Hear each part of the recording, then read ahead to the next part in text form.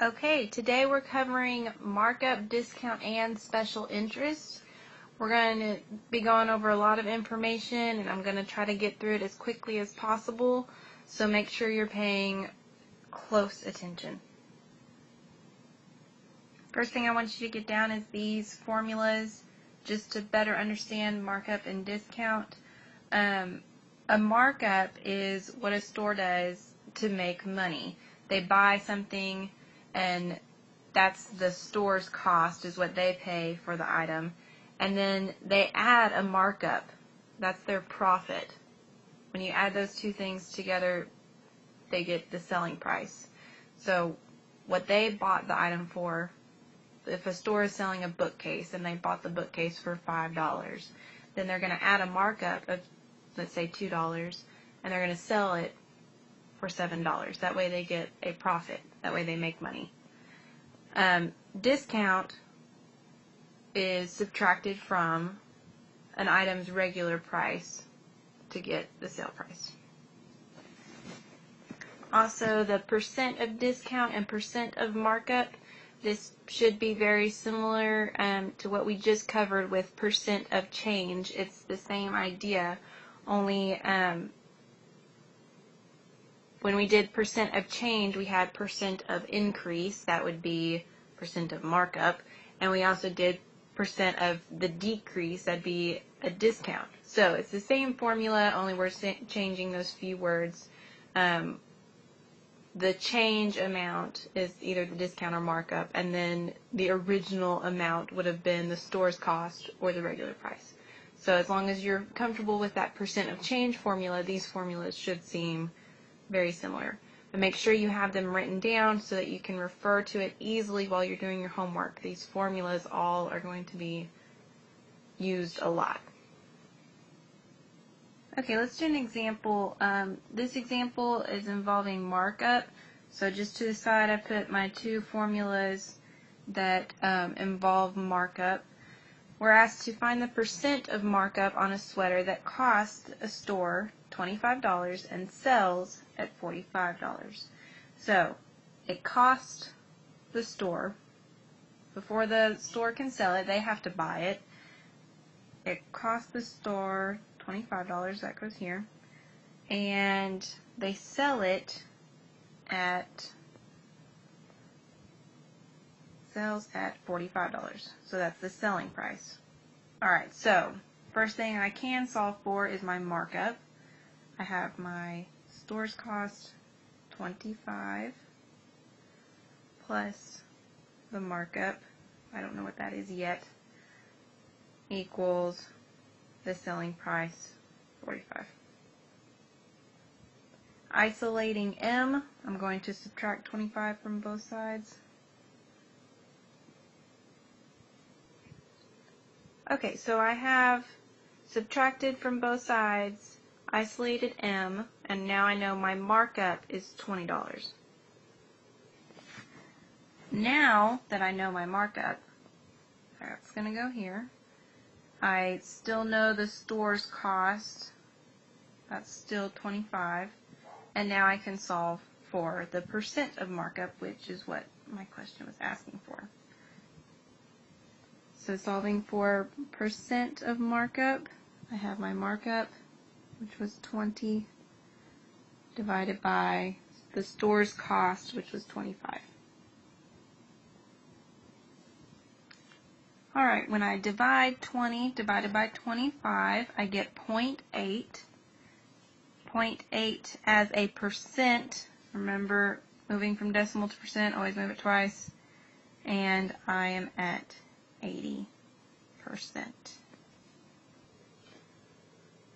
Alright, so the store is using a 80% markup to improve their profits. Let's do an example involving discount now. Alright, a furniture store is having a 30% off sale. What is the sale price of a table that regularly costs $259.98? Alright, so even though nowhere in my problem it says the actual word discount, I know that that's what's going on here, 30% off sale. If something is the price is reduced, it's on sale, that's a discount.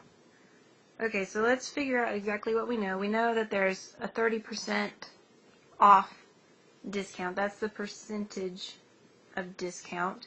And I know my regular price.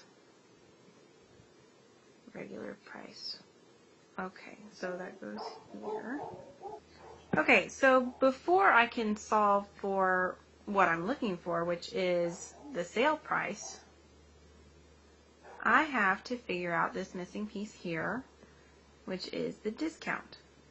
And I can solve for that using this equation first and then plugging it in here so I can solve for the sale price. So using my top formula, percent of discount is 30%.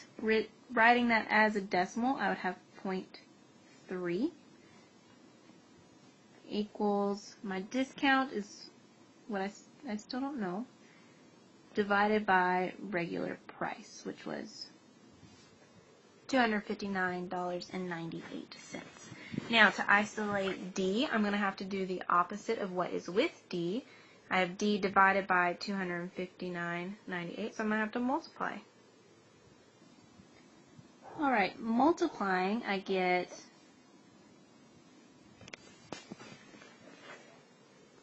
$77.99. Now plugging my discount into my next formula, I can take my regular price, subtract the discount, and I will get my sales price. My regular price was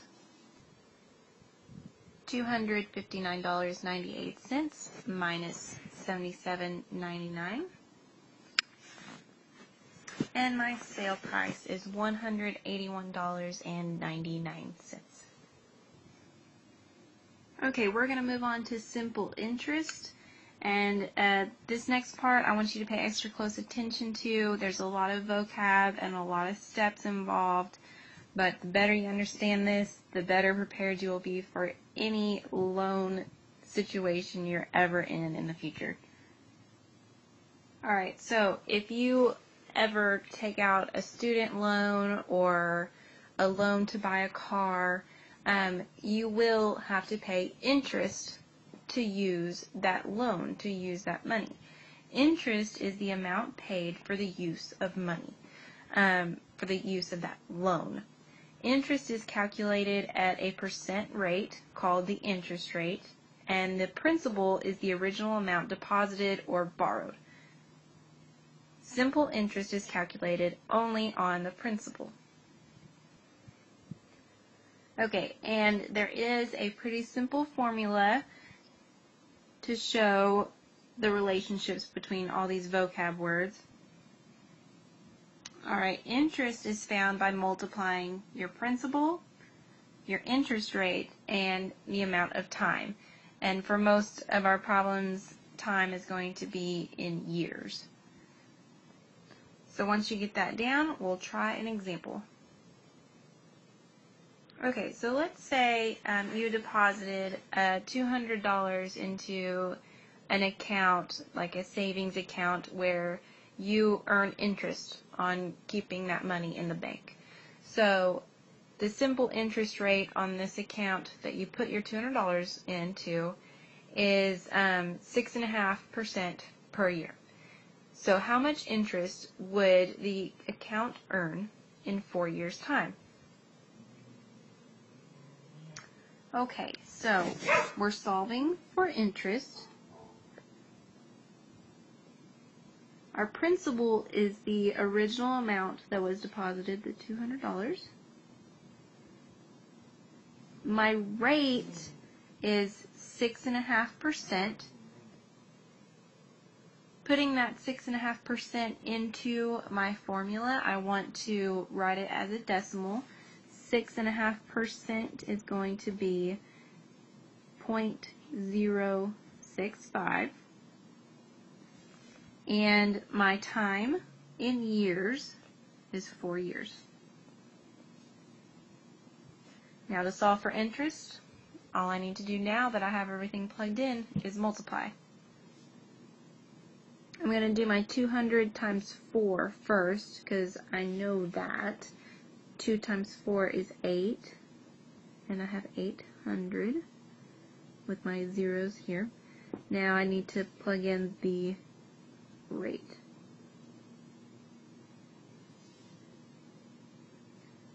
When I multiply, I solve, and I get $52. So, if I keep that $200 in that account for 4 years, my account will earn interest. It will earn $52 interest.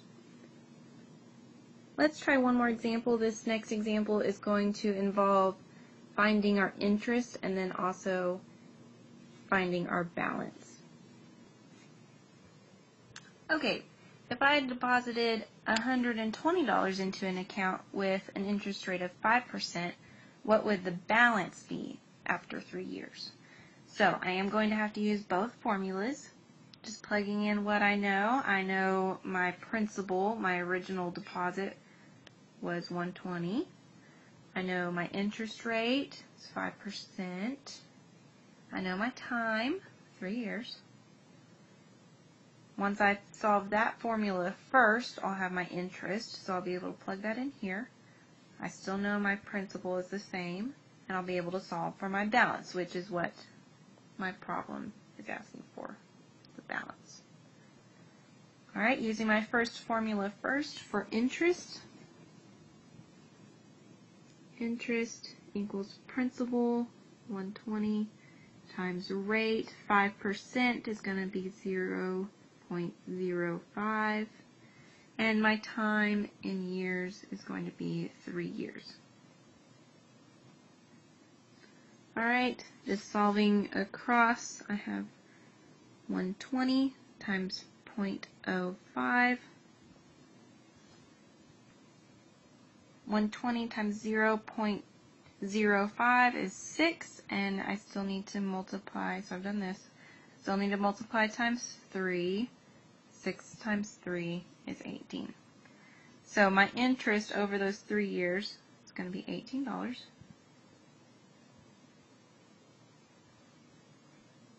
Now I still have one more step because my problem asked for the balance. My balance is the principal, the original amount, 120, plus interest, 18.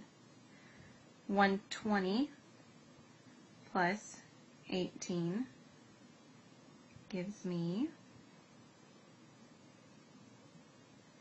138. Now after 3 years, with my principal still in the account plus my interest, my balance then would be $138. That's all we have for today. I know it's a lot of information. I hope this helps you understand so you're ready for your assignment, and I will see you in class. Have a great night. Bye.